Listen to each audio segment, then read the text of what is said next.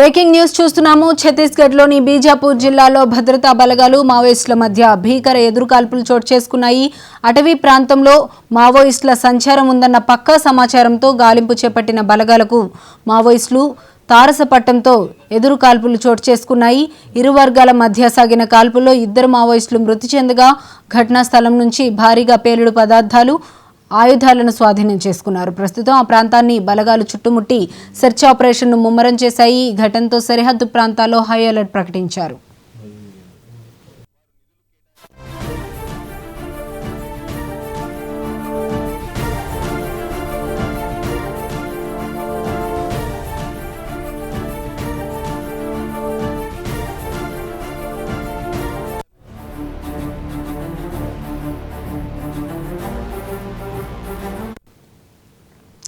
ఛత్తీస్గఢ్లోని బీజాపూర్ జిల్లాలో భద్రతా బలగాలు మావోయిస్టుల మధ్య భీకర ఎదురుకాల్పులు చోటు చేసుకున్నాయి.